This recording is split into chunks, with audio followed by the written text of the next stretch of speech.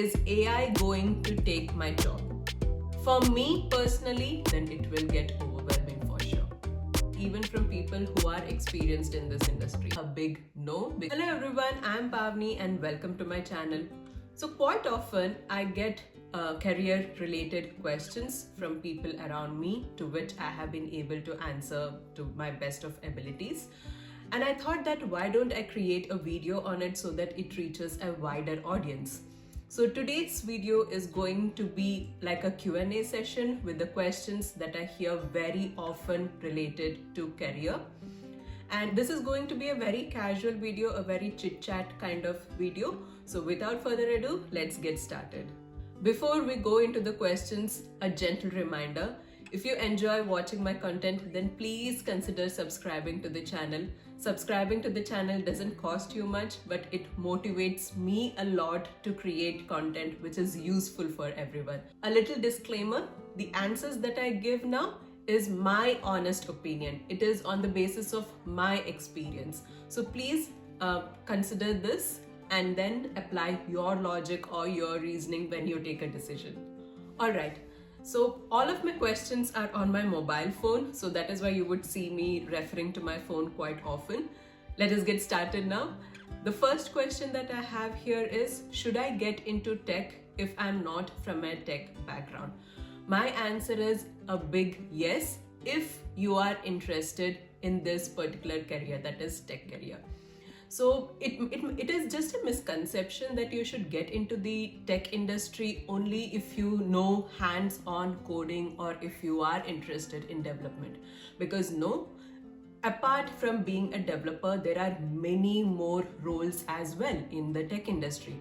For example, we have QAs, we have technical support, we have product owners, scrum masters, business analysts, so on and so forth. So there are many roles in the tech industry which is not related to or who don't do particularly hands-on coding.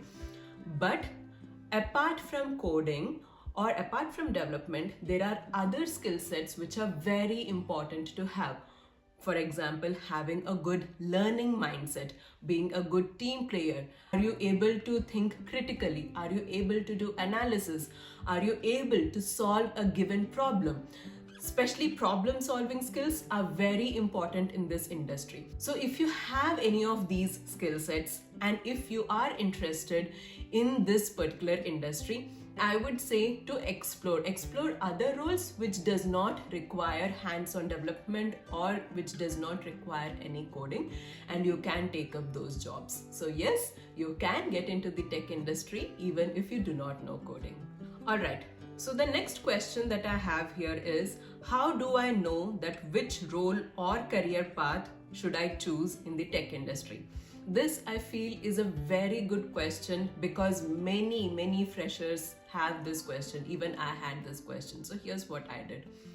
Everyone has certain interests or certain strengths. I would say, first of all, list all of them out. If you are someone who likes processes, then maybe you can explore the role of a business analyst.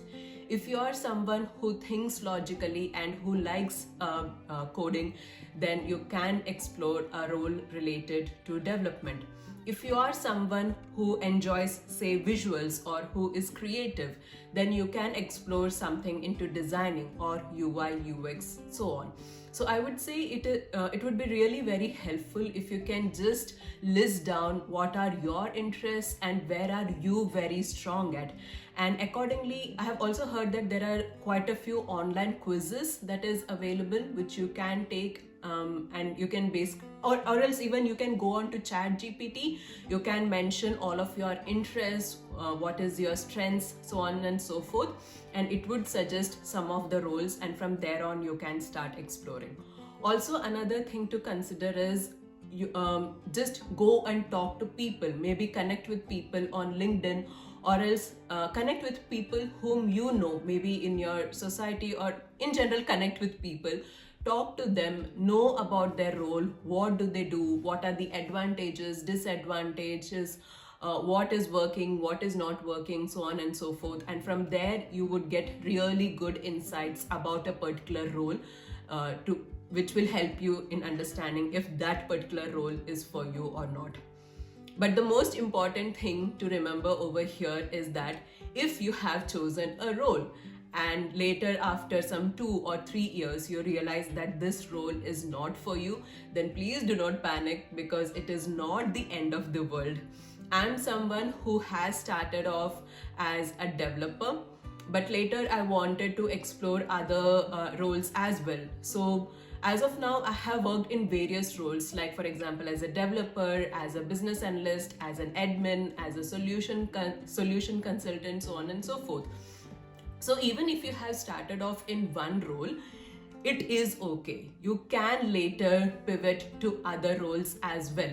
So it's not the end of the world, but just get started. The next question is, which tech skill should I learn first? So this I felt is dependent to the question that I answered previously, because it mainly depends on what is your interest and what is the role that you are aiming for. But I would just give one suggestion, that do not take up many different courses at the same time, because it might get overwhelming. Start with one course, build a mini project on it, learn the basics of that which is involved into the course, and keep building your skill set. If you start many things at a time, then it will get overwhelming for sure. Okay, so the next question is something that I have heard very often, and even from people who are experienced in this industry. So the question is, which is better, product company or consulting firm? So please note that there is no right or wrong answer here, because it entirely depends on what is your interest and what is your priority. But here is what I prefer. Let me tell you that how it works in both of these firms. First of all, in consultancy, you would get exposed to different kind of projects. So the exposure is great, which will increase your chance for learning. And also it is a very fast-paced environment. You get to work in different projects, which is great for the initial at least 6 to 7 years, when you need to learn as much as possible. Whereas if you are in a product company, then you can get deep dive into the problems, you get ownership, and also there is a stable pace when it comes to product firms. And here is what I prefer. When you are new into this industry, at least for the first 5 to 6 years, it is good to work in a consulting firm, so that you can work in different projects on different applications, learn as much as you can, and then make a switch to the product company, so that you can get ownership and you can deep dive into their problems and also work in a stable environment. The next question, should I join a MNC or should I join a startup? For me personally, I would prefer to start my career in a startup, because there is fast growth. You get to take ownership of many different things in startup companies, and also I find the startup culture to be quite fun yet challenging. But it might be different for you. So you should ask yourself that what do you prefer? In MNCs, you would have structure, you would have the brand name, you would have stability. Whereas in startup, you get a fast environment, you would have a fast growth, and then you get to take ownership of many things. So what is it that you prefer? And depending upon the answer, you would know if you want to go to the MNC or to a startup. The next question is something that is on everyone's mind right now. Is AI going to take my job? First of all, I feel that it is way too early to say if AI is going to take over our jobs, but here's what I have observed so far. AI is replacing those kind of jobs wherein there are repetitive tasks or repetitive actions. So those kind of work which can be automated easily is where they are replacing with AI. And that is why it is very important that you keep upskilling yourself. See that what makes you different. See that what makes you irreplaceable. Is it your analysis, your creative thinking, your critical analysis? What is it that sets you apart? and that would help and that might help in this particular scenario. And also I think that at the moment it is very important that we do not compete with AI, but instead we work along with AI. Learning different AI tools, learning about prompt engineering, so on and so forth, is going to be crucial in order for us to have some job stability or some job security in the future. And that is why I say do not compete with AI, work with AI. The next question is, am I too late to start learning tech? My answer is going to be a big no, because there is no set age to start learning tech. I have seen people who have joined the tech industry later in their career and not just right after their college.